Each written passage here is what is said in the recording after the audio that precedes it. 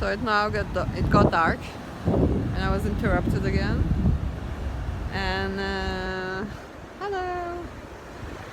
And I still look weird on the phone. Like crooked, and my glasses are crooked, and I don't look like this. But who cares, you know? Just listen to the content. Don't look at me. So I did get better immediately after I started with the nutrition that I followed Anthony Williams, the medical medium suggestion, and I really took it really seriously. I did with a lot of discipline, and 2 months later, after I stopped with the medication, my thyroid was okay, you know. I didn't need any surgery, and I did a thyroid test 2 weeks ago, and it was perfect. So basically, you know, I just followed the nutrition, and it really helped me to get my situation in hand. And I did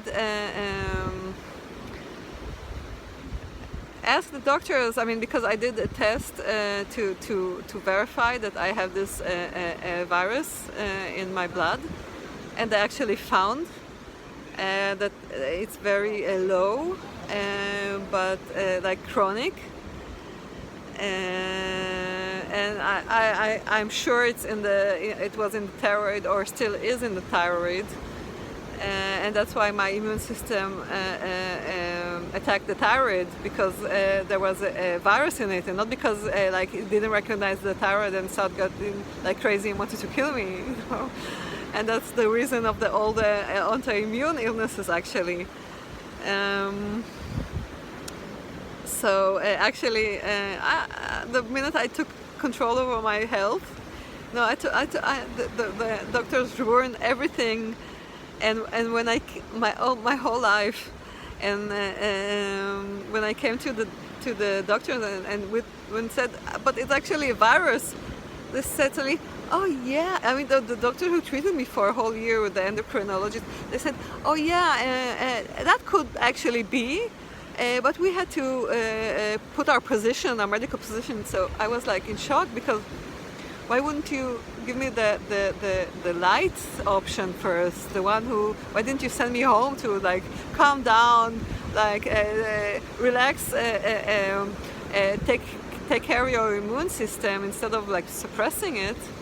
And what they did.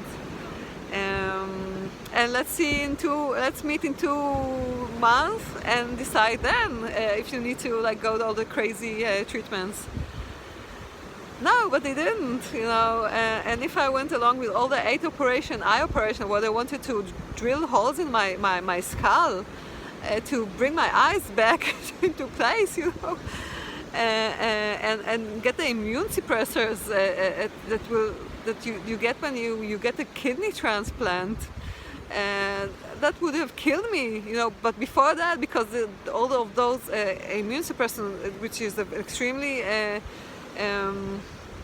expensive medication, which the health insurance doesn't even support, I would have like paid a huge amount of money anyway.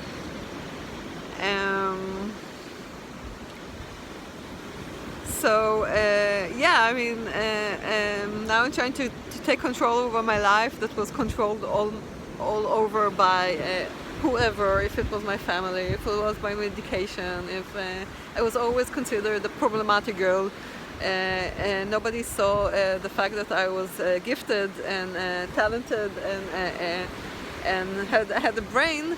They saw it all the time as a problem,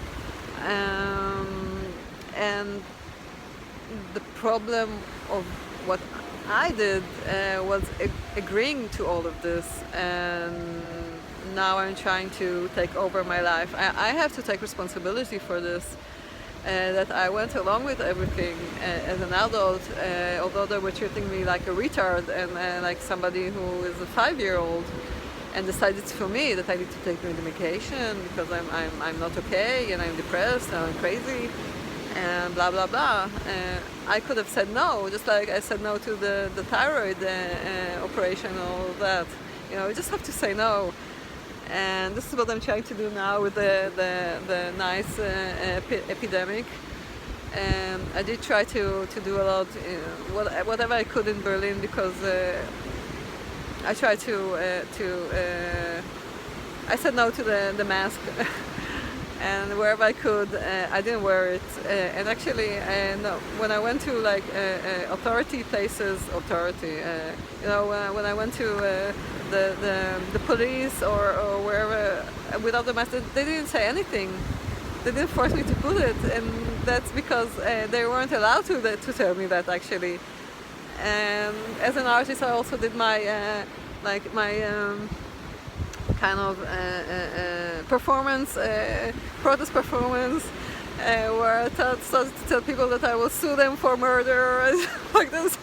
So if they will, and all those, I just throw the basket because when they told me in the supermarket to wear the mask, I threw the basket on the floor and said, "I will not support you," with my money, and went away, and stuff like this. And I got in trouble because I what I did, and although I didn't have a lot of influence, and I was just a person who did this alone, and I got isolated, and I was conned at a flat, a temporary flat, and was drugged and abused, and I don't know what, and this crazy game, I think the virtual game that I was part of, where I lost all directions.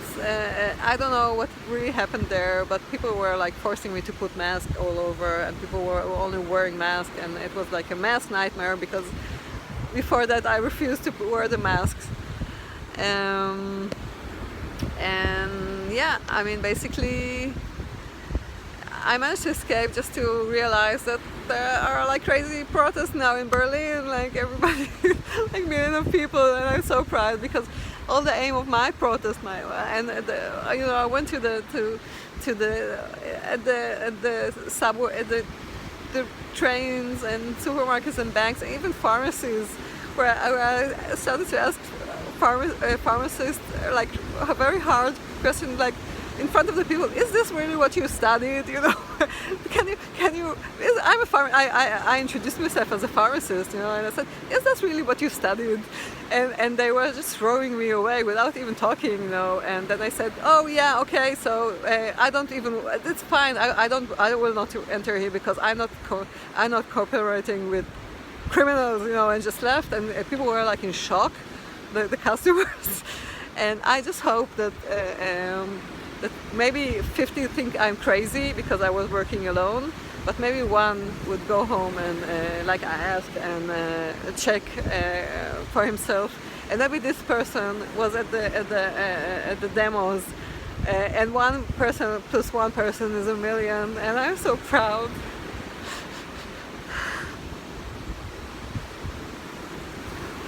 Although I'm pursued here as well.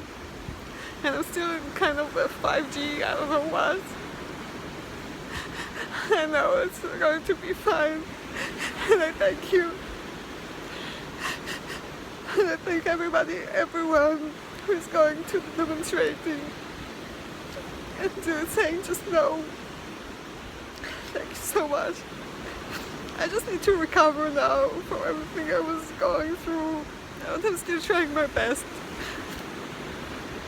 And I'm doing this also as a testimony. But I want to thank everybody who's doing what they can. Thank you so much.